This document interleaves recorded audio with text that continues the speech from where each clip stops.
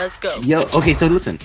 I was trying to do some digging and I'm like, wait, is Maitri playing the first kind of South Asian character in an animated movie for Disney or Pixar? And like, I don't, do you like, I think there's like Mowgli from the Jungle Book, but that was voiced by a white character, but a white dude, so we got to disqualify him. And then there's Sanjay from Yeah. like Sanjay Super Team, the short. But he doesn't speak, does he? I don't think so. I I think don't he just think Sanjay speaks. so once again we go back to, can you leave some accomplishments for other people here, or was Okay, relax. I think I don't know about Disney. I'm using my animated film history brain right now. But I don't know about Disney, but I think in Pixar, someone can fact check me. Someone can tell me I'm lying. I'm open to it. But I think in Pixar, it is the first like prominent South Asian character in a Pixar film, because Sanjay Superheroes doesn't have him speaking, and it's short, but he doesn't speak in it. That was really cool animation though. It was really great, yeah. But I mean, again, so this is huge. And first of all, okay, so let's go. I think it was always 3 years ago. The first time I talked to you, you said, "Hey, like, I mean, my dream was to be an animator." Right now, this is not an animator, but hey, you're an animation. That's pretty amazing.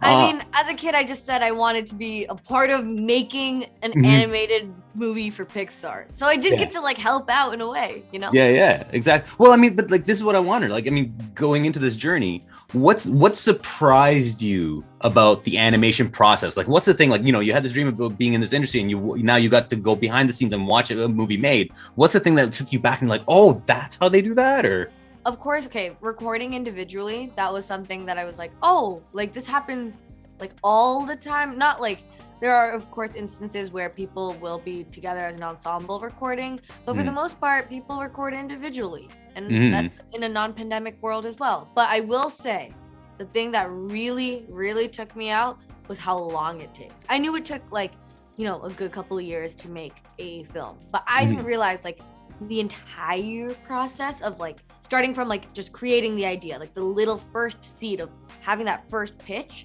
I hadn't realized how far back that goes. I think for, you know, Turning Red, it's like that whole process, like really, really stretching it out to that first seed. It goes back to like 2017 or something, which is wild.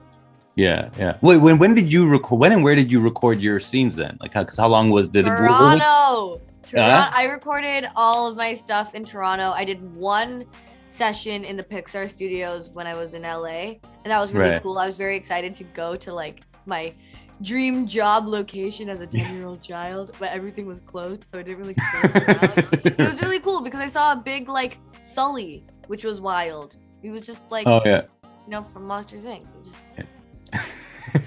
cool, man. Sully. Well, you know, okay, let's talk about like, look, I've had conversations with you about animated films before, and you have a certain kind of appreciation for them that I've not, you know, you see things that I don't necessarily see in them. So it's like, it's always wild to hear like what you're seeing in some of these animated movies. And I want to talk to you about like, what's your, outside of Turning Red, what's your favorite Disney Pixar animated movie? Okay, so this is a complicated answer because for me, I think my favorite to watch like with other people would be Coco, because I love Coco because the first time I ever sang was at like in front of my family, was at my great grandma's funeral, because her and I were very close, and she also had Alzheimer's. So whenever, you know, the great grandma passes away in that story, oh my god, sad times. So that whole story is just so great. Family vibes, love that. But to watch by myself would be Up. I think Up is phenomenal. Pete Docter is a genius. Like he's so cool. He is so cool. Like absolutely genius. I think Up is just so good. I love that movie for all the details, like just not just the script, not just like the story, but what we see visually. I could talk about animated films all day. I love it. You're trolling me though, because we argued about Up before. I know that. You said no. Yeah, we'll get into that later. We had a whole thing about Wait, so let me ask you something. If there was a Turning Red sequel, and that sequel was to then be like, hey, the characters are moving to Mississauga, what spots should be in what spots should be in that sequel? Where did the characters go? Hang on. These characters are moving from Toronto to Mississauga. They got priced out, yo. Like, you know the real estate market. Fair enough. Okay. Well, damn. Where would they go in Mississauga other than Square One? You mean half the movies filmed in Square One? That's a story. And they're like, hey, let's go check out Palladium. Psych! Palladium's gone. Let's go to the rec room now. Like, come on. That would be half of the story set in Square One. There would be a nature shot in like I think it's like Korea Park. I've never been there. I've only heard of it, but I've actually never like been. Does it really exist?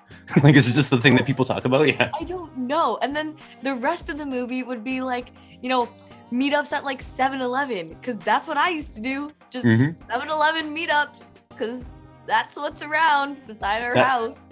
That's a movie. That's a movie. That's like a movie right there.